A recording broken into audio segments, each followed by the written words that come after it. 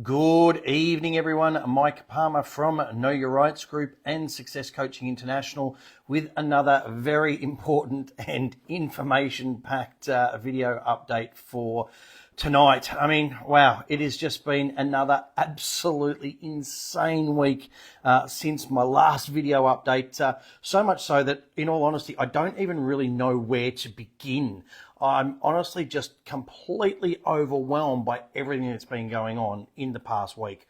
I've had people emailing me and messaging me all week, struggling to make ends meet. They don't know how they're going to pay their rent. They don't know how they're going to put food on the table since everything was handed down with the budget. There's uncertainty everywhere. Some of our more financially stable members, if you'd call them that, they're also now starting to struggle. They want to offload some assets, but of course they can't do that because nobody's buying anything.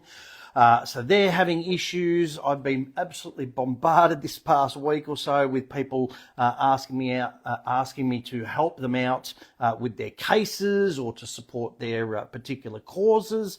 And look, they're all really, really important. I'd love to be able to help them all. They're all really very valuable to those particular people. But there's only so many hours in a day, and what I think some people don't realize is I'm not a machine. I'm not a robot, just like everybody else. You know, I'm dealing with all of my own battles in the background as well as everything else, and have been for many, many years now, as some of our longer-term listeners know. So all of this stuff, you know, absolutely affects me too. But then on top of all of that, we've got all of the news stories, again, just from this past week. We've got everything from the brand new eyewitness information regarding Dezi Freeman that we're going to cover, to the ongoing ridiculousness of the whole Dan Andrews statue. Then we've got all the updates on the hantavirus that didn't seem to be getting the results that the powers that be were after, so now they're on to Ebola. And Australia, which, I mean, used to be the lucky country, has to now be one of the most unluckiest countries in the world, because not only have we apparently got, you know, Ebola knocking on the door, we've also just had the biggest diphtheria outbreak in God knows how many years. Then on top of all of that, we've still got the Iran war, which has now been going on for something like 2.5 months. The media is still talking about all the UFOs and aliens. I mean, people are taking to the streets in the tens of thousands in the UK, and men are now supposedly women. I mean, where on earth does it all end? I mean, am I the only one that feels like I just want to get off this insane ride now? Or, you know, do others feel the same way? I don't know. Feel free to let us know in the comments. So let's attempt to try and just break some of it down and see if we can make some sense of the insanity of the past week. So, first and foremost, I think we really need to have a look at that very detailed 1-hour video that Dave from Living Free put out, obviously with the assistance of Andy and Beck Swift, who of course are the owners of the property in Porpunkah, where Dezi and his family were staying that fateful day in August last year. Now, if you haven't yet watched that video, I urge you to please make sure you do. We'll pop a link up right now in the description and in the comments area so that everybody can go and watch it when this live feed finishes. Now, essentially, I don't want to, you know, spoiler alert or anything, but essentially what this is a first-hand eyewitness account from Andy, who was actually there on the day. Okay, Marley, Dezi's wife, actually called him when the police arrived, said, hey, can you come down? And then Andy goes through and gives a very, very step-by-step detailed account of what actually happened on the day in question. Now, I said way back at the time last year when all of this story, you know, first broke, that there were many, many things that simply didn't add up, and of course there were many, many questions. Now, whilst this latest video does actually answer some of those questions, it also raises many more. Now, like many people at the time, I questioned whether Dezi Freeman really did in fact shoot those 2 police officers, and Andy actually confirms in this video that yes, that is very likely what actually happened. Now, that, of course, raises the obvious question of why? Why did things get to such a point? And as I understand it, that's something that is going to be addressed in future video sections or parts or segments that will be released in the future. Now, as I've said on these very videos many times before, the sign of an intelligent person is someone who can ask questions and think critically, okay? And when they are confronted with or provided with new information or new details, these people have the ability and the maturity to alter their opinion or change their mind, if you will, based on that new information. Now, of course, I'm going to leave it all up to you guys to watch that video for yourselves and, of course, come to your own conclusions about what actually happened on that day. But what is not in dispute is that, no surprise, once again, the media has completely lied, or at best, got it completely wrong. Now, I have a copy here of a 10-page article. I'm not going to go through all the pages, obviously. This is a 10-page article from the Age newspaper from September last year. Now, this article is actually all about Andy and Beck Swift. They've even included a lovely little picture of them there. But then we look down here and we see the very first problem. Another detective wounded in the attack hid under the bus for up to an hour until paramedics arrived, police sources say. But of course, if you watch Andy's video, that of course is not what happened at all. Okay? He explains in his first-hand account that he was on site right there at the time to get that injured officer out of danger, out of the way, get him into a vehicle and get him down to an ambulance and paramedics. The paramedics didn't turn up to the bus to get this injured officer. So the obvious question again is, why would the media report something that is categorically false? Well, of course, they rely on their claim that, police sources told us that. But you know what? It's been a week since that Living Free video was released. And personally, I'm not aware. I'm not saying it hasn't happened, but I'm not aware of the Age having altered their article or corrected or updated their article in light of that new first-hand information that Andy has provided. So that might be something they want to get onto pretty quickly. Look, at the end of the day, the way I see it, and again, this is just my opinion, but that is this.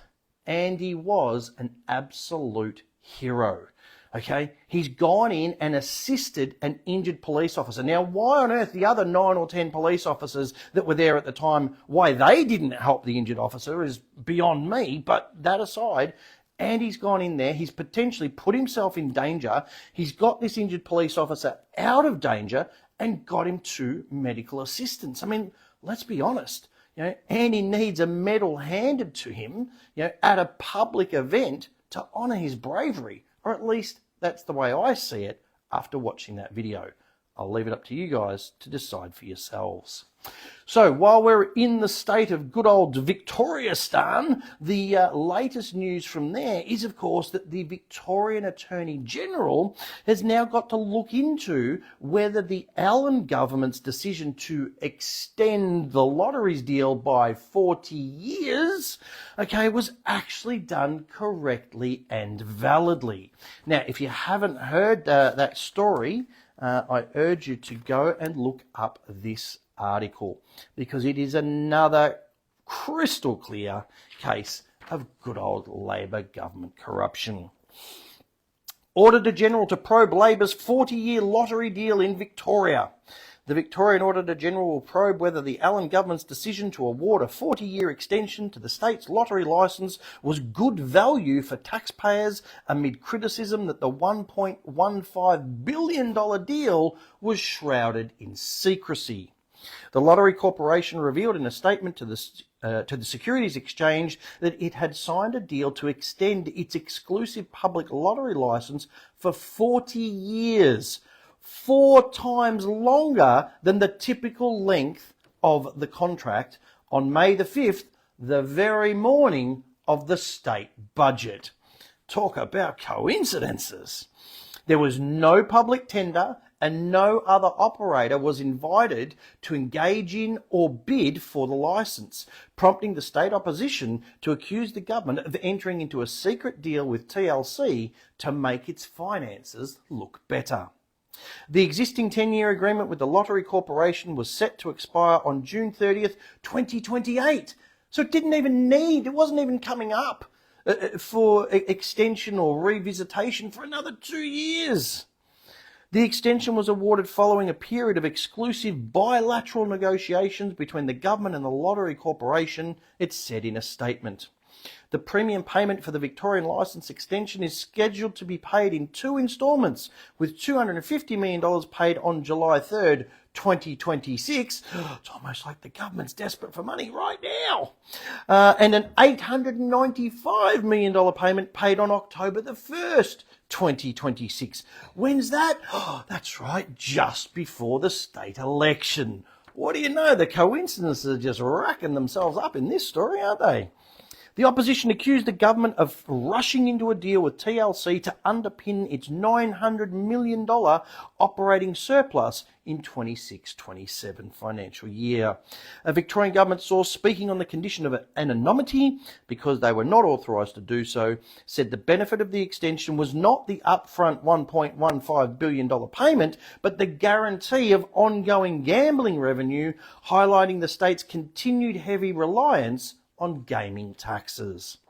Budget papers showed Victoria would reap $642 million from taxes on public lotteries in the next financial year, growing to $756 million over the forward estimates.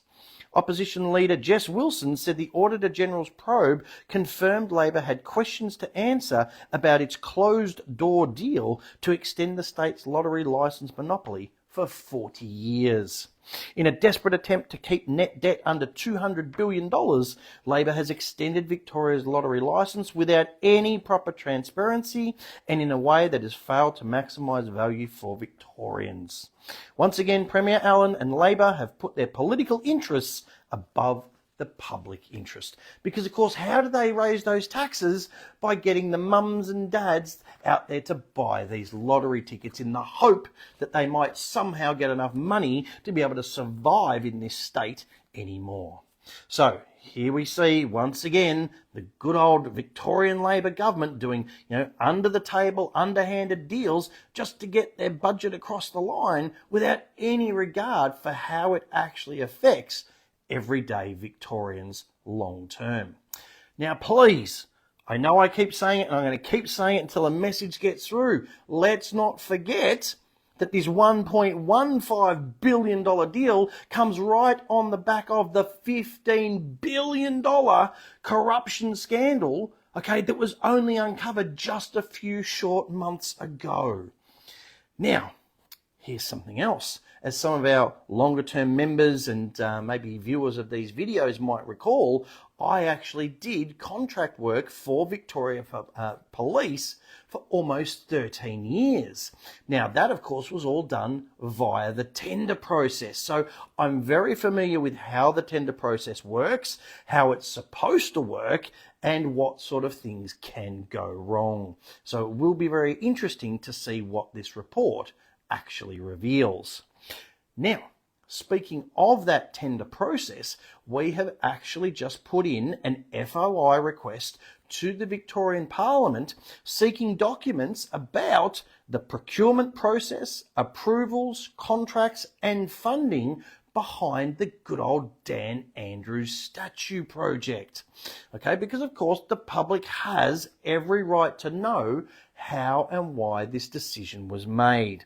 Now, we're certainly going to let everybody know what the result of that FOI request is once we receive their response. And speaking of this whole ridiculous statue situation, one thing that I think people really need to understand is that the governments can only do these things when businesses actually agree to participate in them. Now, look, I understand everybody's got to make money. We've all got bills to pay. I totally get that. But I think most people would agree that there are certain jobs, certain contracts, certain projects where you have to ask yourself, is this really something that I want to be associated with. Now, apparently the company that's been selected to manufacture this statue is called Meridian Sculpture. Now, they'll no doubt say something like, well, if we didn't build it, then somebody else surely would have. Well, you know what? Maybe. But at some point, businesses still have to take responsibility for the projects that they choose to attach their name to. Because, of course, this isn't just some, neutral public artwork. This is a deeply divisive political figure funded by taxpayers during a cost of living crisis when many Victorians are already absolutely furious, and rightly so, about government waste and priorities. So, if you feel strongly about it, I'm not saying you should or shouldn't, but if you do, then by all means, feel free to contact Meridian Sculpture respectfully, lawfully and professionally. Once again, we'll pop a link up to their website in the comments and in the description. And by all means, just let them know your thoughts. No abuse, no threats, no stupidity, nothing like that. Just peaceful public feedback from ordinary Australians who are sick of governments wasting money on vanity projects while people are genuinely struggling just to survive.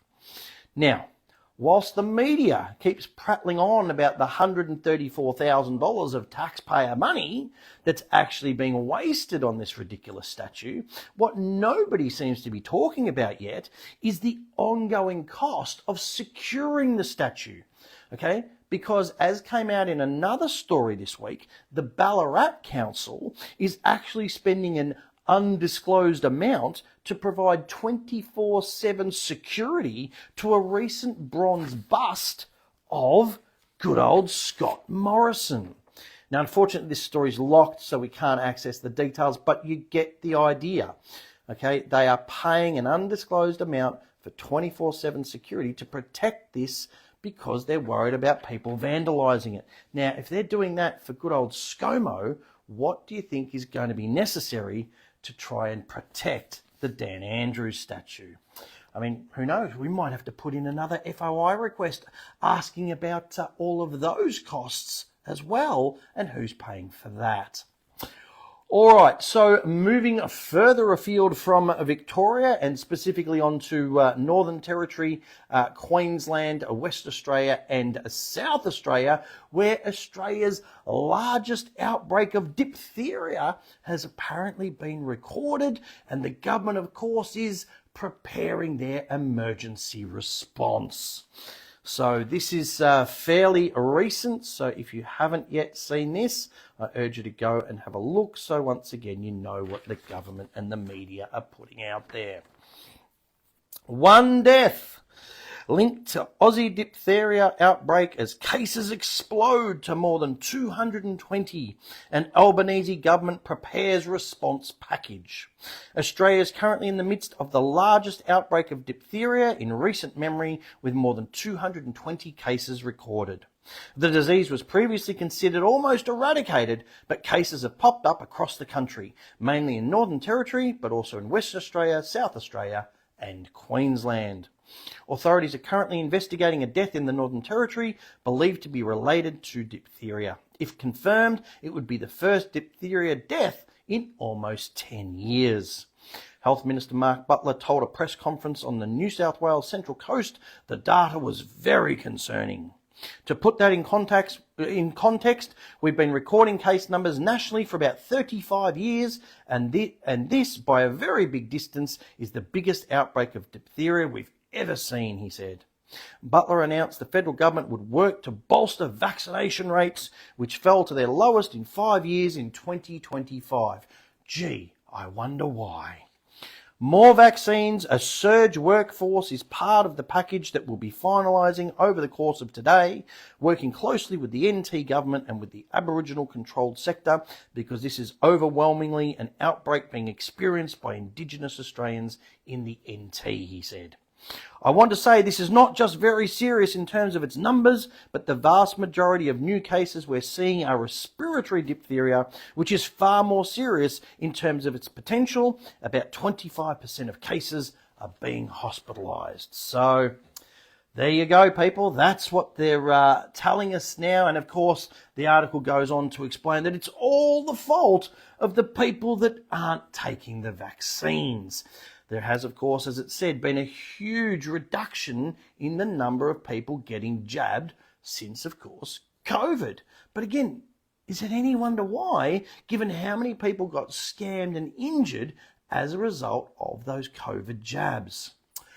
So this, of course, now brings us straight to the Ebola outbreak, okay? And that, of course, has just been declared by the World Health Organization as an emergency of international concern, despite the fact that it's pretty much confined to the Congo and Uganda.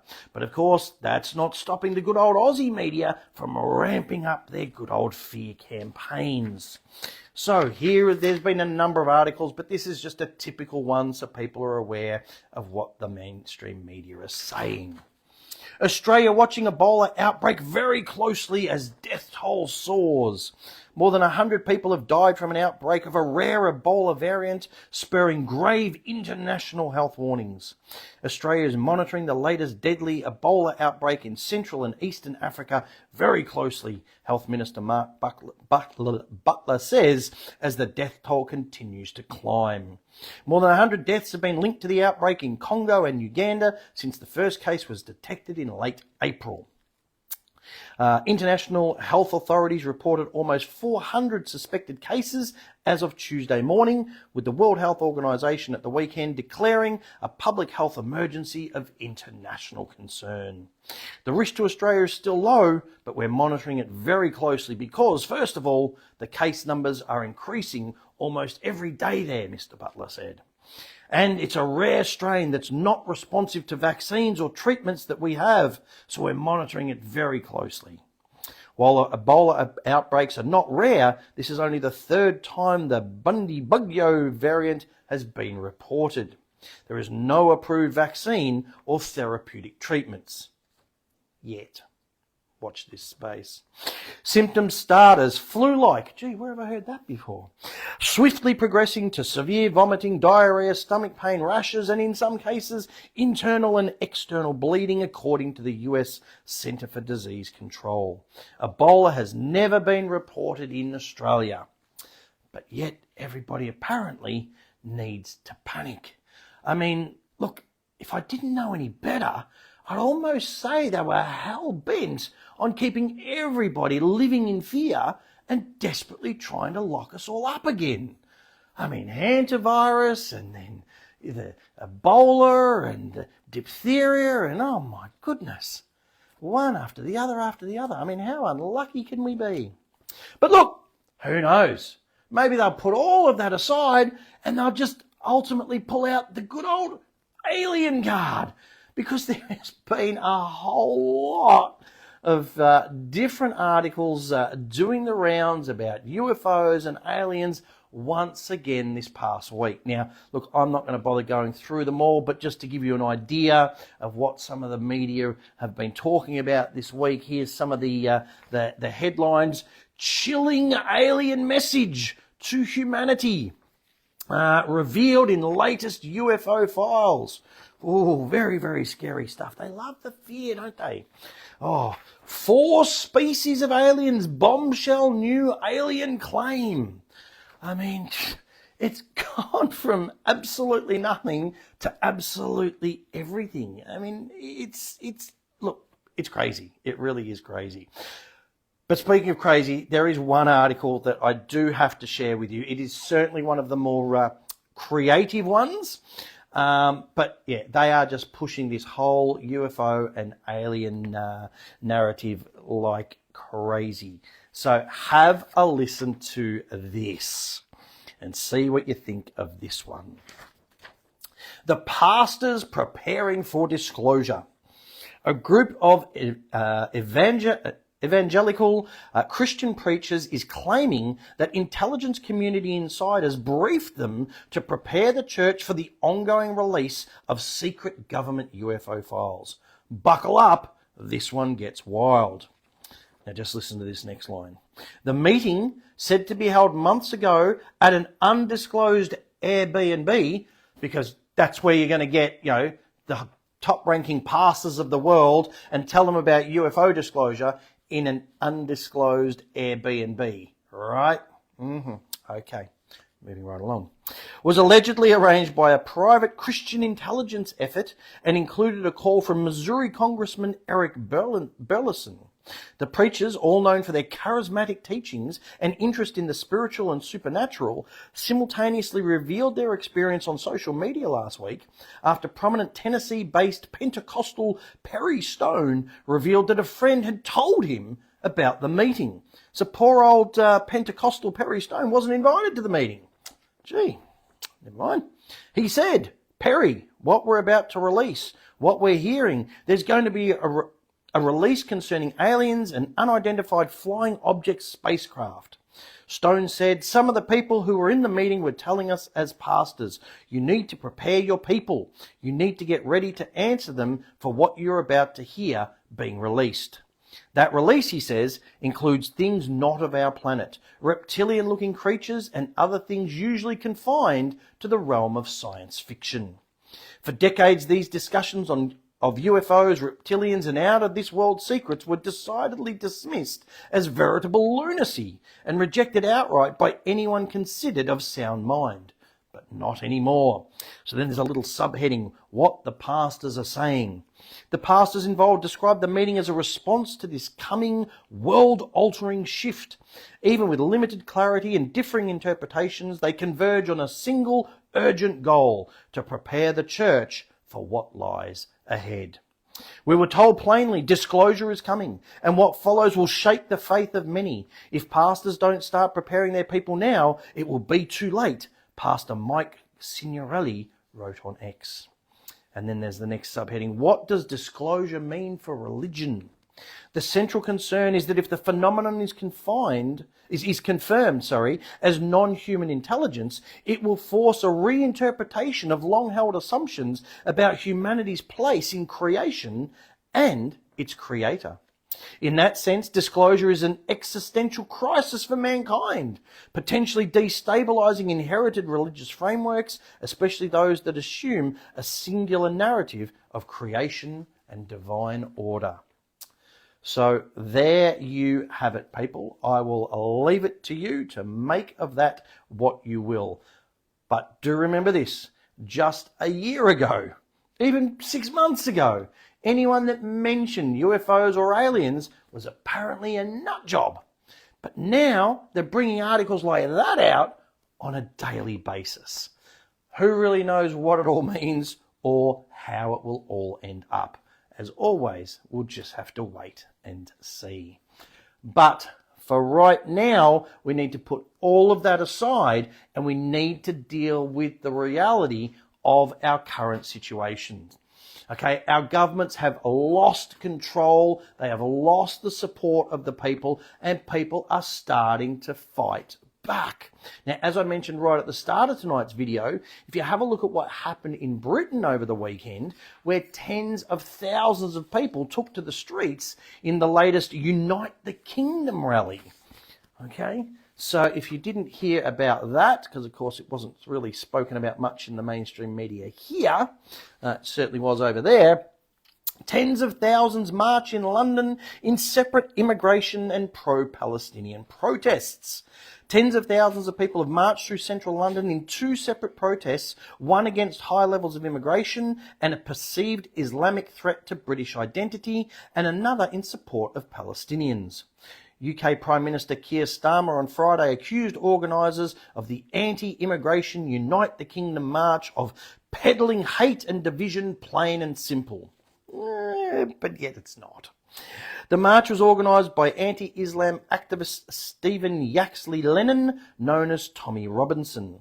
Robinson supporters gathered in central London waving mainly British and English flags.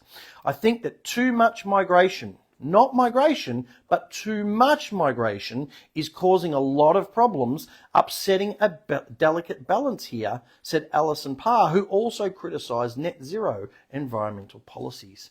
And I mean, I think that's pretty basic, pretty simple, and pretty clear. So, Circling right back here to home in Australia, we see Pauline Hanson's One Nation party surging ahead in the polls based fundamentally on a similar stance of too much immigration in this country. Now, this article is very interesting, and lo and behold, it's an immigrant that actually spells it out perfectly. One Nation's popularity is rising. Which Australians are supporting the party and why? Pauline Hanson's One Nation is polling stronger than ever and is presenting a genuine threat to the coalition. Insight asked voters from across the political spectrum to please explain who they're voting for and why in episode One Nation Wave, Tuesday 19th May at 8:30 p.m. on SBS or SBS On Demand. One Nation supporter Ronil Prasad moved to Australia with his family from Fiji following a military coup there 40 years ago. We came here to be Australian, and I call myself Australian. I don't call myself Fijian or Indian, he told Insight. Today, the Melbourne small business owner proudly flies the Australian flag in his front yard and says Pauline Hanson is fantastic because she loves her own country so much, and that's not racist. It's like you come to this country, embrace the Australian way of living, or you know what, stay where you are. That's my view. Ronald says he understands how some might think Hanson's party promotes racist ideas, but he believes she is really only trying to protect her own country. Like if someone comes into my house, I will protect my house, he said. If they're bringing different values into my house and trying to teach my kids something different, well, you're not welcome. As a migrant, Roel admits that some people are surprised to hear he supports One Nation, but he stands firm in his plans to support the right-wing party at the next federal election. So, I mean, it's pretty clear, succinct, and logical, isn't it? I mean, it's really very simple. You know, as I've said many, many times before, the key word is not migration, it's assimilation. Okay? I personally know many migrants. I come from a migrant family myself. Okay? That's not the issue. The issue is whether they choose, okay, to come to this country and assimilate and be part of the Australian culture, or whether they try to alter or change Australian culture to suit their way of life that they've just chosen to leave. Okay, it makes no sense. Okay, now again, as I've also said many times before, I don't think Pauline Hanson is Prime Minister material, but that doesn't mean that she can't make some very positive changes in this country if she gets the right support. And of course, one of those very important positive changes that she's vowed to make is, of course, to amend the Sex Discrimination Act and the definitions of man and woman, and which seems pretty clear and pretty simple and pretty basic, but it needs to be done apparently, and properly protect women-only spaces from these crazy trans activists, and hopefully, you know, fingers crossed, help to overturn that insane Supreme Court ruling in the matter of Tickle versus Giggle from last week. Now, we did obviously discuss that case. We also went into plenty of detail about Andy Swift's video, the one that I mentioned earlier tonight, on Tuesday night's radio show. So please, if you did miss that for any reason, that podcast has now been uploaded for all members to access. And again, it was an information-packed show again this week. Now, as part of that show, we did, of course, also remind everybody that our vitally important Constitution webinar is on this Sunday. Okay, that's like 3-4 days from now, the 24th of May. As I said on previous video updates, we're going to be spending the whole first half of the day teaching people everything that they need to know about the Commonwealth Constitution, and most importantly, how it can be properly used and where it can't actually be used, because a lot of people still mix things up when it comes to the Commonwealth Constitution. We're then going to be spending the whole second half of the day explaining all the ins and outs of the Constitution Commission reports and ensuring that everybody understands the significant ramifications of the fact that none of those recommendations were ever implemented, and what that actually means for many of the laws that have been brought in since Federation. So as always, you'll find a link going up in the description or in the comments somewhere to secure a spot to that Constitution webinar. Otherwise, depending where you're watching this, you can just go to our seminars tab, and under there you'll find the webinars tab, and you'll find them all listed there. And of course, anyone who's been to our webinars knows how valuable those sessions are, especially those detailed Q&A sessions that again we're going to be providing with each of our webinars again this year. Now, of course, a quick reminder, if you can't make the specific dates or you're not available for the whole day or whatever it is, you can get a copy of last year's fully recorded and edited webinars. They're available on both USB and DVD. Again, there should be links going up in the comments. Otherwise, again, you'll find all of those under the seminars tab on our website. All right, so finally, as I always do, I'm going to finish off with some more memes. Again, I've got pages and pages. I could spend an hour on them, but obviously I won't. But again, I just want to go through some key ones just to keep people thinking about what's going on. Now, we've spoken about Victoria and the Labor government corruption. This one's been doing the rounds, and I think it's very, very apt. So as it says there, you're entering Victoria. Okay, ask yourself, what poor life choices led you to this point? And look, we have a giggle, but I tell you what, it's pretty tragic down here, and I know a lot of people who are trying to get out. Yes, this is one that's come out after the good old budget the other week. So as it says there, breaking news. Expert claim anyone still voting for Labor after this budget announcement should be sectioned for a psychiatric evaluation. And that does seem pretty apt.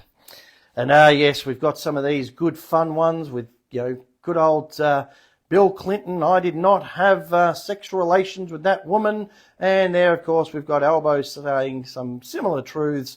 I will not make any changes to negative gearing and capital gains tax. And all lies, lies and lies. Yes, I thought this one was very apt as well. A very, very rare picture of Anthony Albanese with his hands not in your actual pocket. There's been all the memes that have been doing the rounds this week about how now he's a 47% silent partner in everybody's business, and he is getting absolutely hammered. And, bring it on. Send that message loud and clear that we have had enough of this completely inept government. Because, this is pretty much what it boils down to right now. I think this sums it up quite well. As it says, bro, if you just hustle more, you can be bound by these gold chains instead. And a lot of people are feeling exactly that right now.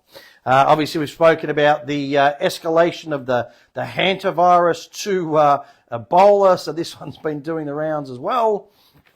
Antivirus didn't work. Can your gain of function lab help us out? Release the Ebola. So, just bang, bang, bang, off they go. And speaking of which, have a look at this. Here we go again. The actors that are all masked up and full body suits, but of course they don't actually have any gloves on, despite clearly handling things in this photo.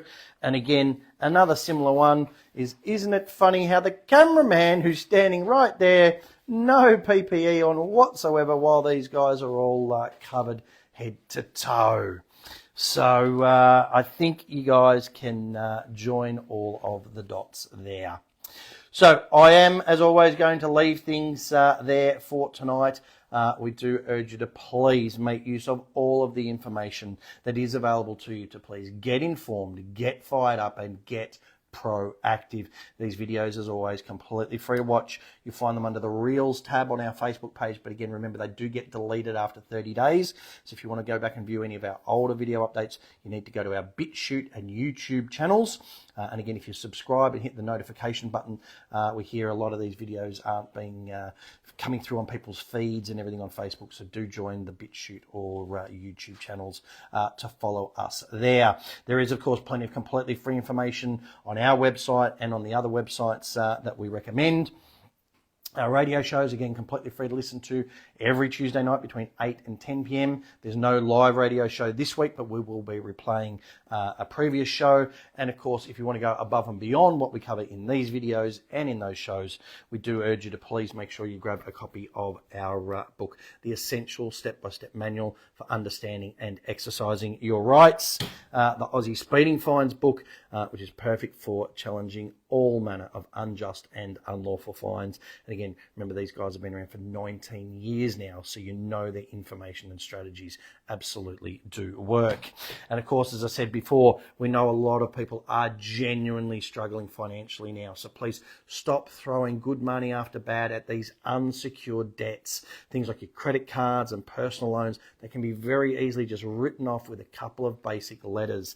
Again, these have been tried, tested and proven to work for around 10 years now. So again, you can get these books individually, you can get them all together as part of the combo pack. You do, of course, get that bonus tote bag, and you get to save a little bit of money by buying them all together. So grab those. The cooler weather seems to be coming along, certainly down here in good old Victoria. So grab your beanies, keep your head warm. People see the logo, they come up, they have a chat. It is a great way to meet other like-minded people. As I said, our webinar, Constitution and Constitution Commission reports, are this Sunday. There are still a handful of spots left, so jump onto the website, secure your spot. There are no live in-person events at all anymore, and we're not really sure what's going to be happening with the webinars in future years either, because we're getting all pulled in a million different directions. So get onto it while you can. And of course, if you do want all of the information that we've covered in our previous 2.5-day live events, this is the way to get it through our home study course. It's a complete recording of one of those events. There's 3 custom-made workbooks with sections you can write detailed notes next to every single slide from every single presentation. There's 17 DVDs and a CD with all the documents that we use ourselves. You can pause, rewind, fast forward, go through all this information in the comfort of your own home and, of course, at your own pace. It is a great resource that you'll come back to again and again over the years. So I'm going to leave things there for tonight. I hope you all have a fantastic weekend. I look forward to seeing many of you on the webinar on Sunday. Otherwise, of course, we'll be back next Thursday night with our next live video update. Until then, take care.